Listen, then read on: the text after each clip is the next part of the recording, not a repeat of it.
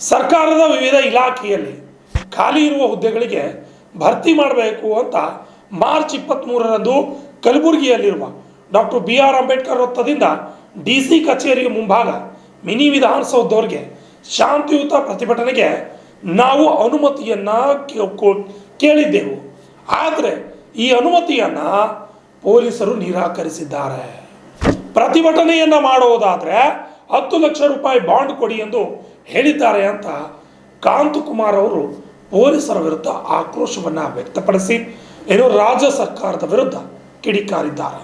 ನಗರದ ಪತ್ರಿಕಾ ಭವನದಲ್ಲಿ ನಡೆದ ಸುದ್ದಿಗೋಷ್ಠಿಯಲ್ಲಿ ಮಾತನಾಡಿದ ಅವರು, ಸರ್ಕಾರದ ವಿವಿಧ ಇಲಾಖೆಗಳಲ್ಲಿ ಸುಮಾರು 2,84,000 ಸರ್ಕಾರಿ ಹುದ್ದೆಗಳು ಖಾಲಿ ಇದ್ದು, ಕಳೆದ 5-6 ವರ್ಷಗಳಿಂದ ರಾಜ್ಯದಲ್ಲಿ ಯಾವುದೇ ಸರಿಯಾದ ನೇಮಕಾತಿ ನಡೆಯುತ್ತಿಲ್ಲ.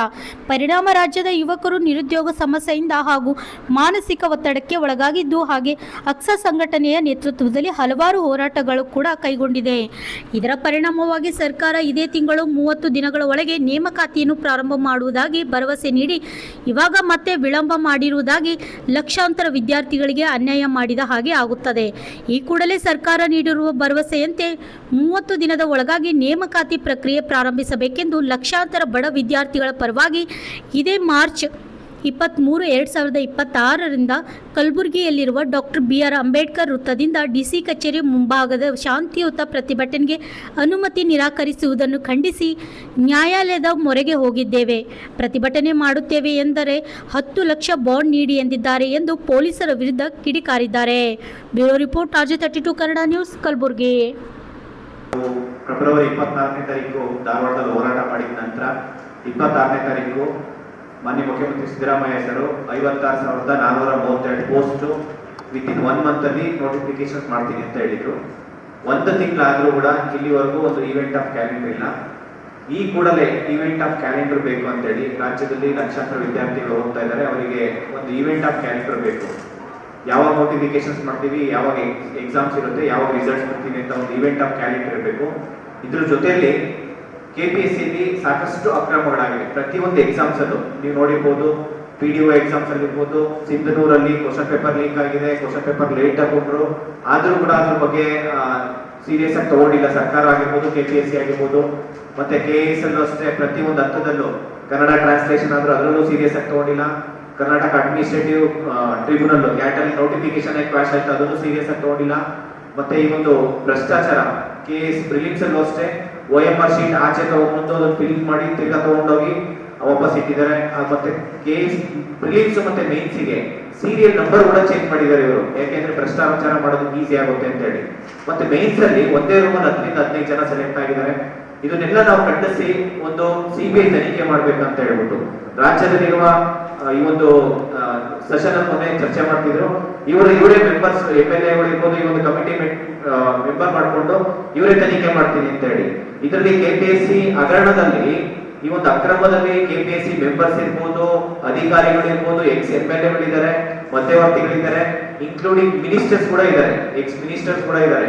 ಈ ಒಂದು ಸರ್ಕಾರ ಎಲ್ಲ ಇನ್ವಾಲ್ವ್ಮೆಂಟ್ ಇರ್ಬೇಕಾದ್ರೆ ಇವರೇ ತನಿಖೆ ಮಾಡಿದ್ರೆ ಇವರಲ್ಲಿ ಅಕ್ರಮದಲ್ಲಿ ಭಾಗಿಯಾಗಿದ್ದವ್ರನ್ನ ಅವ್ರಿಗೆ ಕ್ರಮ ಆಗುತ್ತೆ ಅಂತ ಹೇಳಿ ಯಾರಿಗೂ ನಂಬಿಕೆ ಇಲ್ಲ. ಇದನ್ನ ಸೀರಿಯಸ್ ಆಗ ಒಂದು CBI ತನಿಖೆ ಮಾಡಿ ಅಂತ ಹೇಳ್ಬಿಟ್ಟು ನಮ್ಮ ಮೂಲ ಉದ್ದೇಶ. ಇದನ್ನ ನಾವು KPSC ಹಗರಣಗಳನ್ನ CBI ತನಿಖೆ ಕೊಡಿ, ಮತ್ತೆ 56,432 ಪೋಸ್ಟ್ ಒಂದು ಈವೆಂಟ್ ಆಫ್ ಕ್ಯಾಲೆಂಡರ್ ಬಿಡ್ಬೇಕಂತ ಹೇಳ್ಬಿಟ್ಟು ಪ್ರತಿಯೊಂದು ಜಿಲ್ಲೆಯಲ್ಲೂ ನಾವು ಹೋರಾಟ ಮಾಡ್ತಾ ಇದೀವಿ. ಅದೇ ರೀತಿ ನಾವು ಕಲಬುರಗಿಯಲ್ಲಿ ಜಗತ್ ಸರ್ಕಲ್ ಇಂದ DC ಕಚೇರಿ ತನಕ ನಾವು ಪಾದಯಾತ್ರೆ ಮಾಡಿ ಅಲ್ಲಿ ನಾವು DC ಅವರಿಗೆ ಮನವಿ ಮಾಡ್ಬೇಕಂತ ಹೇಳಿದಾಗ 17ನೇ ತಾರೀಕು ನಾವು ಮಾರ್ಚ್ 17ನೇ ತಾರೀಕು ಲೆಟರ್ ಕೊಟ್ಟಿದ್ದೀವಿ ಪೊಲೀಸ್ ಇಲಾಖೆಗೆ. ಪೊಲೀಸ್ ಪರ್ಮಿಷನ್ಸ್ ಕೊಡ್ತೀನಿ ಅಂತ ಹೇಳ್ಬಿಟ್ಟು ಇವತ್ತು ಧ್ವನಿವರ್ಧಕಗಳು ಕೂಡ ನಾವು ದುಡ್ಡು ಇಸ್ಕೊಂಡಿದ್ದಾರೆ, ದುಡ್ಡು ಕಟ್ಸ್ಕೊಂಡಿದ್ದಾರೆ, ಪರ್ಮಿಷನ್ಸ್ ಕೊಡ್ತೀನಿ ಅಂತ ಹೇಳಿ. 23ನೇ ತಾರೀಕು ನಾವು ಸೋಮವಾರ ನೆನ್ನೆ ಹೋರಾಟ ಮಾಡ್ಬೇಕಂತ ಅನ್ಕೊಂಡ್ರೆ 22 ಸಂಜೆ 5 ಗಂಟೆಗೆ ನಮಗೆ ಪೊಲೀಸ್ ಅನುಮತಿ ನಿರಾಕರಿಸ್ತೀವಿ ಅಂತ ಲೆಟರ್ ಕೊಡ್ತಾರೆ. ಇದು ಎಷ್ಟು ಮಟ್ಟಿಗೆ ಸರ್ಕಾರ ಅತ್ತಿಕ್ಕ ಅಂತ ಕೆಲಸ ಮಾಡ್ತಿದ್ದಾರೆ. ಮತ್ತೆ ಪೊಲೀಸು ಅಷ್ಟೇ ಅದೊಂದು ಎಕ್ಸಿಕ್ಯೂಟಿವ್ ಬಾಡಿ, ಇಂಡಿಪೆಂಡೆಂಟ್ ವರ್ಕ್ ಮಾಡಬೇಕು. ಸರ್ಕಾರ ಹೇಳ್ತಾ ಇದೆ ಅಂತ ಹೇಳಿ ಇವರು ಸರ್ಕಾರದ ಪರವಾಗಿ ಕೆಲಸ ಮಾಡಬಾರ್ದು.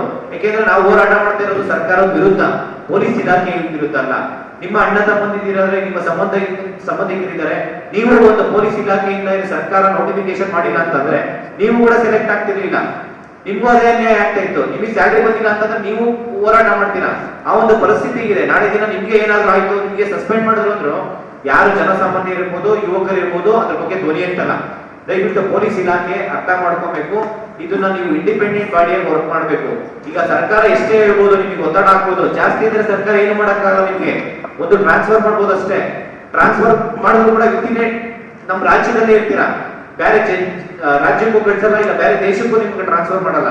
ದಯವಿಟ್ಟು ಪೊಲೀಸ್ ಇಲಾಖೆ ಆಸ್ ಎ ಇಂಡಿಪೆಂಡೆಂಟ್ ಬಾಡಿಯಾಗಿ, ಮತ್ತೆ ಅದು ಪೊಲೀಸ್ ಪರ್ಮಿಷನ್ ನಮಗೆ ನಿರಾಕರಿಸಿದ್ದಾರೆ 22ನೇ ತಾರೀಕು ಸಂಜೆ 5 ಗಂಟೆಗೆ. ನಿನ್ನೆ ಬರ್ತಾರೆ. ನಾವು ಇಲ್ಲೇ ಪತ್ರಿಕಾಗೋಷ್ಠಿ ಇದ್ರೆ ಪತ್ರಿಕಾ ಭವನದಲ್ಲಿ ಇದೀವಿ. 10 ಲಕ್ಷ ಬಾಂಡ್ ಕೊಡಿ ಅಂತ ಬರ್ತಾರೆ. 22ನೇ ತಾರೀಕು ಸಂಜೆ ಇವರು ಪೊಲೀಸ್ ಪರ್ಮಿಷನ್ ನಿರಾಕರಿಸಿದ್ದಾರೆ. ನಮಗೆ ಮತ್ತೆ ಬಾಂಡ್ ಕೊಡಿ ಅಂತ ಬರ್ತಾರೆ. 10 ಲಕ್ಷ ಬಾಂಡ್ ಕೊಡಿ ಅಂತ ಹೇಳ್ಬಿಟ್ಟು. ಇದು ಎಷ್ಟು ಮಟ್ಟಿಗೆ ಇದನ್ನ ಸಹಿಸ್ಕೊಂಡಿರ್ಬೇಕು ಹೇಳಿ. 10 ಲಕ್ಷ ಬಾಂಡ್ ಇಟ್ಕೊಂಡಿದ್ರೆ ವಿದ್ಯಾರ್ಥಿಗಳು 10 ಲಕ್ಷ ದುಡ್ಡು ಇಟ್ಕೊಂಡಿದ್ರೆ ಇವ್ರು ಯಾಕೆ ಕಾಂಪಿಟೇಟಿವ್ ಎಕ್ಸಾಮ್ಗೆ ಸರ್ಕಾರಿ ಕೆಲಸಕ್ಕೆ ಓದ್ಬೇಕು? ಯಾರು ಇವತ್ತು ಸರ್ಕಾರಿ ಕೆಲಸ ತಗೋಬೇಕಂತ ಅನ್ಕೊಂಡಿರೋದು ಬಡವರು ಇರ್ತಾರೆ. ಯಾರು